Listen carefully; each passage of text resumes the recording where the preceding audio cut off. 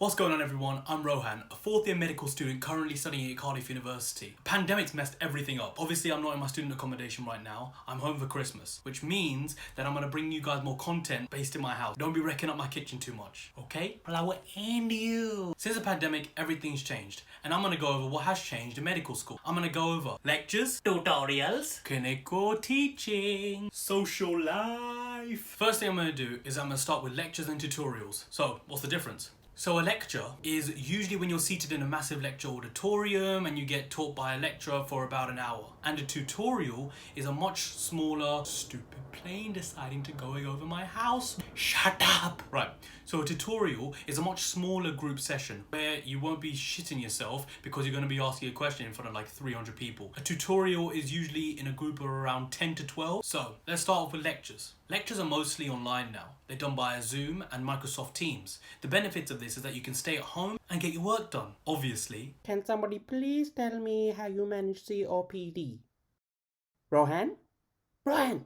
Mitochondria is the powerhouse of the cell. I don't know about you, but I'm pretty sure I would prefer to be at home than be in a room with 300 other people and get sick and possibly die.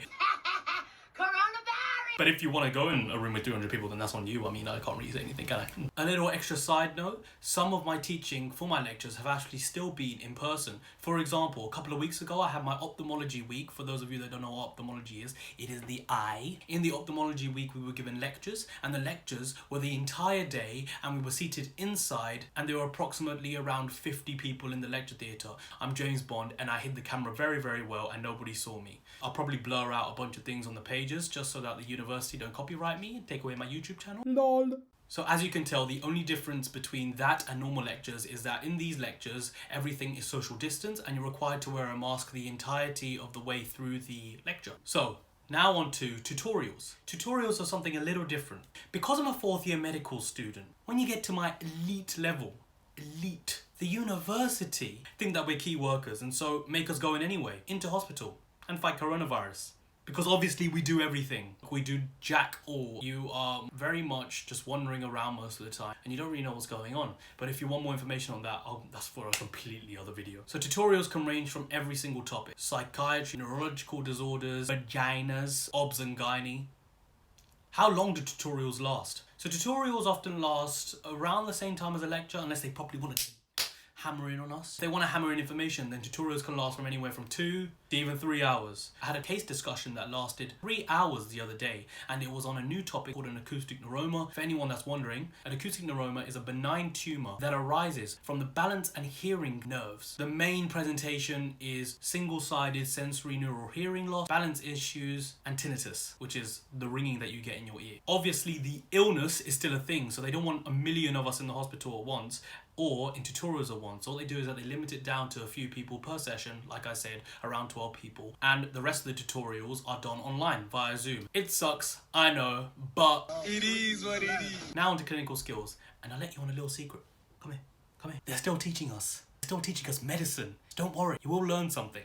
Clinical skills teaching has changed significantly since the start of the pandemic. I'm gonna tell you how. So instead of being able to rock up like 5 minutes before the session, nearly being told off for being late, now you have to be a full 15 minutes early. Gotta be on time. You have to be in full PPE. But it's not just gloves, it's the whole shebang. I'll give you an example. One of the clinical skills sessions I had the other day. I was in a simulation suite. Let's call the full life mannequin Bob. I was given the blessing of managing Bob, who has severe acute meningitis. So basically they make you do the ABCDE approach and then you discuss it with your partner, what you're supposed to do. And the cool thing about Bob can breathe. Bob can move his chest, blink his eyes. You can feel a radial pulse. And there's an operator there who can tell the mannequin what to do. Fast heart rate, AF, dead, everything, all controlled by the operator. You walk into clinical skills, obviously wearing your mask. They ask you to change your mask just in case you're not wearing a surgical one. They ask you to put gloves on. They ask you to put an apron on. And then they ask you to sanitize your hands. Some teachers even ask you to sanitize your hands after you're wearing gloves. Health! And then you get to go into your session. And before you get to go into your session, you get given a visor. So bear in mind what I've said. You're wearing a visor, gloves, apron, sanitize your hands, and you're not even seeing a patient. So As you can tell, the medical school is very, very cautious and very, very good when it comes to COVID pandemic awareness and safety. Anyway, back to Bob. It's probably why it costs a crap ton of money to buy. And just for reference, this is probably what it looked like when I was doing my case on Bob. Now I'm going to go into placement and how it's changed since the pandemic. Now the main thing that's changed is the hours that you're actually at placement. Let me cast your mind back to a year ago. No COVID. All happy and dappy and good. Medical students used to stay on the wards starting at 9, ending at 5. Unless you did a neurosurgical or surgical ward round, which starts at 8 o'clock. I highly recommend going to one of those. Get to see some of the coolest cases you would ever see. Now, because of the pandemic, Cardiff University have actually asked to limit the amount of students that are present on the ward at one time. Instead of us going in for 9 to 5, Cardiff University have suggested that not only go in generally for 9 to 5, but also take night shifts, late shifts, and even weekend shifts, just to limit the amount of students that are present at the wards at all times. Just think about it. If you were a patient on the wards during coronavirus, would you really want a bunch of sweaty, nasty, disgusting medical students there all the time? Exactly. You don't know where we've been. You don't know what we've done. So as you can tell, Cardiff University have made a very big impact on the way that coronavirus is being managed in medical school, limiting the spread of coronavirus throughout the hospital. So obviously before the pandemic, everything would have been in face-to-face consultations. On my last blog on rheumatology and geriatrics, old people, instead of consultations being in person, most of the consultations are done via the phone. As most of you may already know, geriatrics or old people are very, very high risk of developing coronavirus, and so having them into hospital doesn't really make sense. So that's why telephone consultations are becoming widely used nowadays as opposed to face-to-face consultations. I'm just going to give you an example of the neurology block that I just had. So neurology being the brain. I was only given 3 whole days to look at patients on neurology and neurosurgery wards. I know what you're thinking. 3 days for 2 specialties, neurology and neurosurgery. It's not that long. It was a struggle, but what you gonna do? It is what it is. Yeah, I was gonna put that meme in again, but I've already done it, so I won't do it again, because I'm nice. It is what it is. That's basically how placement has changed since the pandemic. So just to summarize, what really has changed is the fact that you're wearing PPE very, very strictly now. So that's gloves, mask, apron, visor. They're limiting the amount of students that are actually present on the ward. They're limiting the amount of clinics that actually run. And they're also limiting the amount of face-to-face consultations which happen. And now onto the most important part.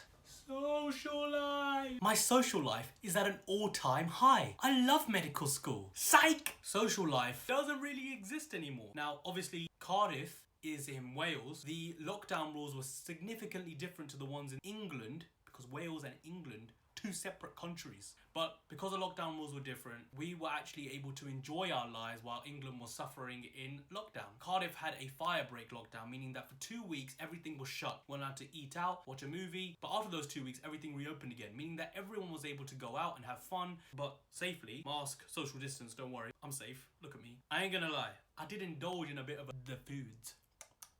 Was tasty. Yeah, everyone knows that the pandemic basically screwed up most of outside social activities. So if you're looking forward to clubbing, then probably don't go to uni at the moment, because none of that is even happening. And I don't know when it will start again. Cheers. What I'm trying to say is that after this year, my communication skills with other human beings is going to look like this. Hi.